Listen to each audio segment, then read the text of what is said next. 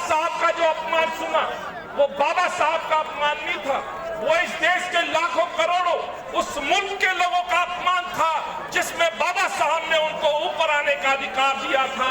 चाहे वो रिजर्वेशन की बात हो या शिक्षा की बात हो या हिंदुस्तान को एक रखने की बात। आज उसकी शुरुआत, आज इस संविधान को बचाने की शुरुआत मुल्क में हो रही है और वो गृह मंत्री, वो भाजपा, वो संघ को आज आईना दिखाने की कोशिश राहुल गांधी जी करते हैं, इस देश को जोड़ने की कोशिश करते हैं। और यही कारण है कि मुझसे पूर्व के वक्ता जो बार बार भारत जोड़ो जैसे नारे और उस यात्रा का जिक्र करते हैं, जो यात्रा आपके क्षेत्र से होकर गुजरी थी, जिस यात्रा में आपने राहुल जी का अभिनंदन किया था, सत्कार किया था, मेरा आपसे निवेदन रहेगा दोनों हाथों से जोरदार तालियों के साथ राहुल जी का आप जरूर अभिनंदन करिएगा, उनका धन्यवाद करिएगा।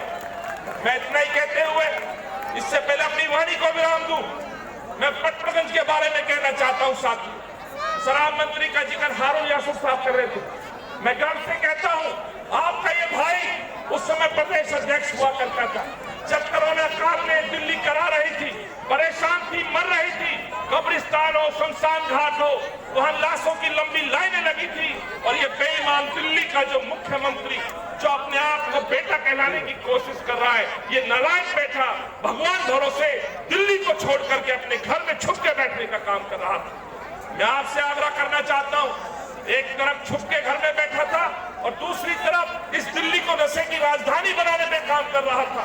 वो आबाकारी नीति, जिस नीति का भंडाफोड़ आपके जाबाज कांग्रेस के सिपाहियों ने किया और उस कंप्लेंट में कांग्रेस का एक एक कार्यकर्ता पोर्टफोलियो यात्राओं के माध्यम से इस सरकार को उजागर कर रहा था। मेरा आपसे आग्रह रहेगा, पटनागंज से तो शराब मंत्री को मैंने भगा दिया, भगाया या नहीं भगाया, बेईमान को जेल भिजवाया, तो मेरा आपसे हाथ जोड़ के विनती है, एक बेईमान को मैंने आम आदमी पार्टी के उस शराब मंत्री को पटनागंज से भगाया है, आप भी यहां से आम आदमी पार्टी को भगाओगे,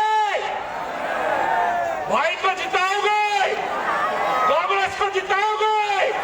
मैं आपसे हाथ जोड़ के कर्म प्रार्थना करता हूं। साथियों, राहुल गांधी पहली बार इस चुनाव में सीलमपुर से अपनी यात्रा शुरू कर रहे हैं। खाली हाथ मत लौटाइएगा, क्योंकि मैं आपको आज वादे के साथ कह के जाता हूं, मन से कह के जा रहा हूं, आम आदमी पार्टी पटनागंज से चुनाव हार चुकी है। वहां आम आदमी पार्टी चुनाव नहीं जीतेगी, वहां कांग्रेस का कार्यकर्ता चुनाव जीतेगा, कांग्रेस की ईमानदारी चुनाव जीतेगी। यदि पटनागंज में आम आदमी पार्टी चुनाव हार रही है तो मैं आपसे विनती करता हूं, सीलमपुर में आम आदमी पार्टी को हराइएगा और मेरे भाई हाजी साहब को चुनाव जिताइएगा। अपनी वाणी को विराम देते हुए आप सभी को बहुत बहुत धन्यवाद। जय हिंद, जय कांग्रेस। बहुत बहुत धन्यवाद अनिल चौधरी जी।